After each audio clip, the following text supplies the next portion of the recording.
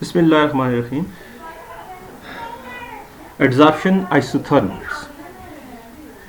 जब हम किसी भी एड्जॉर्बेट की जो अमाउंट जो एड्जॉर्बेंट के ऊपर एड्जॉर्ब हो रही होती है उसको उस एड्जॉर्बेंट की कंसंट्रेशन या प्रेशर के अगेंस्ट प्लॉट करते हैं किसी कांस्टेंट टेम्परेचर पे, तो उस कर्व को, उस ग्राफ को हम एड्जॉर्प्शन आइसोथर्म कहते हैं। यानी कि हम मुख्तलिफ प्रेशर्स पे, अगर गैस है जो एड्जॉर्ब हो रही है यानी एड्जॉर्बेट जो कि गैस अगर है उसका हम मुख्तलिफ प्रेशर रखेंगे और जो अमाउंट उसकी एड्जॉर्बेंट के ऊपर एड्जॉर्ब हो रही है उसको फाइंड करेंगे। तो मुख्तलिफ प्रेशर पे जो अमाउंट एड्जॉर्ब हो रही है उसको प्लॉट करेंगे तो हमारे पास जो कर्व आएगा that is known as adsorption isotherm, क्योंकि इस दौरान हमने टेम्परेचर कांस्टेंट रखना है। तो curves obtained by plotting the amount of adsorbed versus pressure or concentration at constant temperature are called adsorption isotherms। जो मुख्तलिफ एड्जॉर्प्शन के प्रोसेसेस हो सकते हैं, फिज़िकल है, केमिकल हैं, या जब भी किसी भी गैस या लिक्विड को हम किसी दूसरे सॉलिड या लिक्विड के ऊपर एड्जॉर्ब करवाते हैं, तो जो हमारे पास एड्जॉर्प्शन आइसोथर्म आते हैं वो 5 मुख्तलिफ किस्म के हो सकते हैं। इनमें से कोई एक किस्म का एड्जॉर्प्शन आइसोथर्म होगा।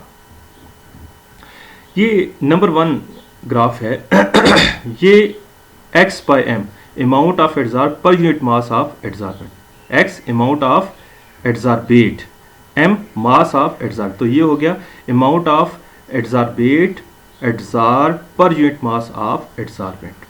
ये आ गया प्रेशर, यानी अगर गैस है तो प्रेशर, अगर वो सॉल्यूशन में से हो रहा है तो कंसंट्रेशन हो जाएगा।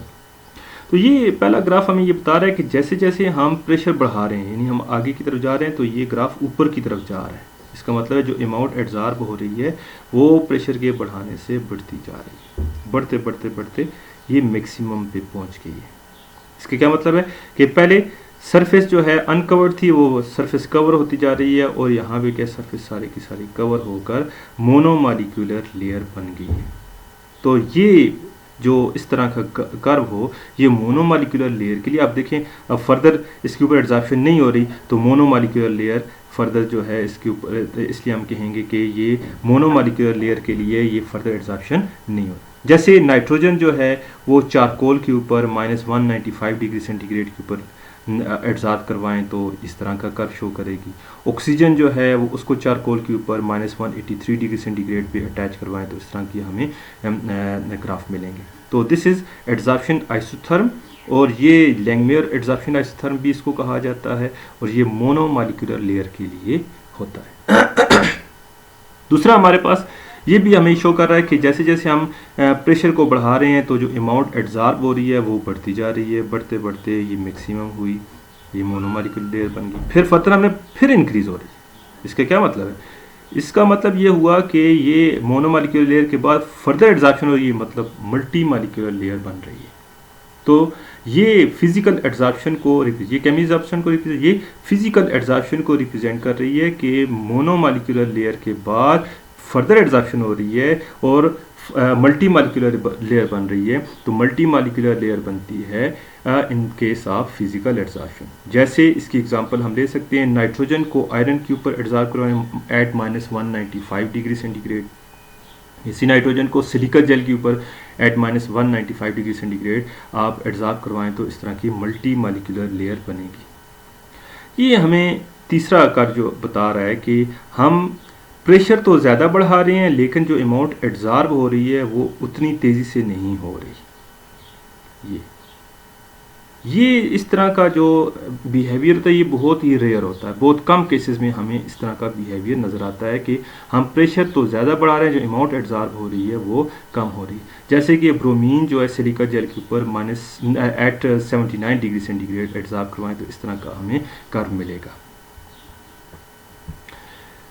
नेक्स्ट ये हमारे पास फोर्थ कि यहाँ पे भी अगर आप देखें तो ये थर्ड वाले के साथ सिमिलर है। देखें सॉरी सेकंड वाले के साथ ये इस कर्व को देखें और इस कर्व को देखें, इसमें फ़र्क ये है, यहाँ पे भी मल्टी मॉलिक्यूलर लेयर बन, लेकिन जो इक्विलिब्रियम इस्टेब्लिश हो रही है वो जल्दी हो रही है, यहाँ पे हो रही है, और इस केस में ज़रा हाई प्रेशर पे हो रही है। तो इसका मतलब ये हुआ कि ये कर्व जो है वो मल्टी मॉलिक्यूलर लेयर को ही रिप्रेजेंट कर रहा है, लेकिन एड्जॉर्प्शन इक्विलिब्रियम लो प्रेशर पे अचीव हो रही है as compare to that in curve number 2।